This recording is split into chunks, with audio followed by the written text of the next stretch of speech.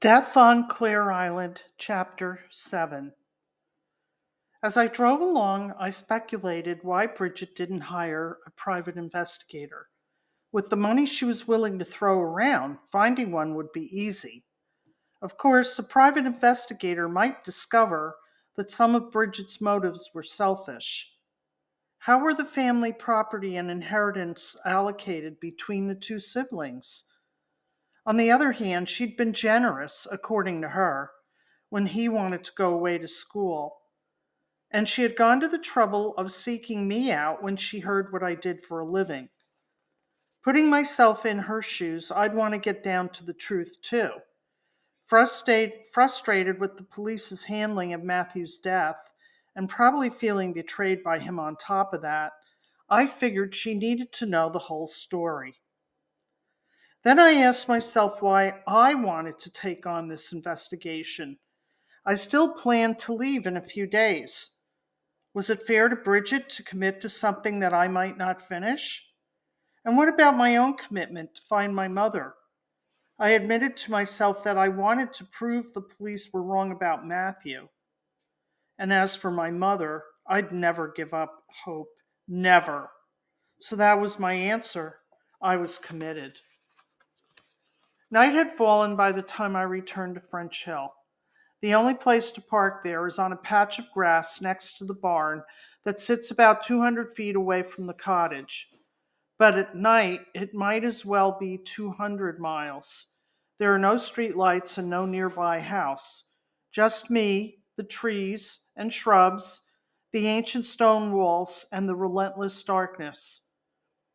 As I exited the car, the murky gloom emitted rustling noises from behind the barn. I paused, and there it was again.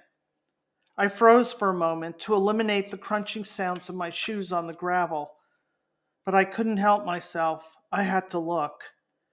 As I crept around the side of the barn, my breathing came in quick and shallow hitches.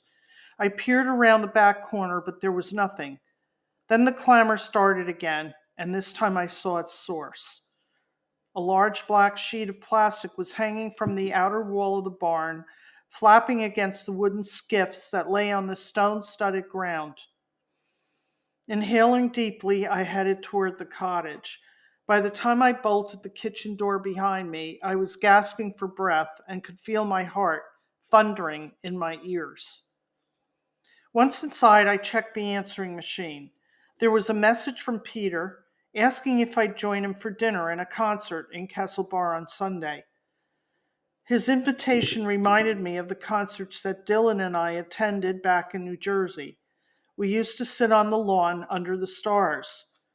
The first time we went, he packed a thermos of iced tea and a bag of apples.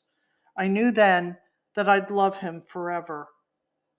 I decided to call Peter and tell him I'd go to dinner but not the concert. I still wasn't sure I liked him, but since he lived here, I had to determine whether he knew anything about Matthew's walks around the island. Besides, I could always say that I didn't feel well if I wanted to cut the dinner short. His phone rang 4 times before it went to voicemail. I left a brief message saying that I'd see him on Sunday. After checking the remaining voice messages, I made peppermint tea and lit a turf fire in the living room.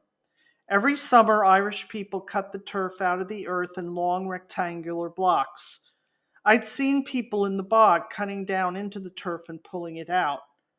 As the sods of turf pile behind the fender burned in a red blaze, I let the heat soothe my still trembling nerves. Sequestered in this inner sanctum at the center of the cottage was like being wrapped in a cocoon, protected from life's intrusions. 2 oversized Queen Anne wingback chairs bordered each side of the fireplace. I parked myself in one and reached for the Mead composition book that I kept for journal entries, notes, and conversations with clients. As the turf burned down and filled the grate with ashes, I wrote. The writing process clarifies my intuitive notions as well as bits of information, like a magnifying glass over small print. That night, my notes reflected what I'd learned about Matthew so far, and the names of everyone I'd spoken with thus far. What would Matthew tell me if I could chat with him now? Whom would he want me to interview? His fiancée and Raymond Nolan topped the list, I was sure. After a few minutes, I developed a set of questions.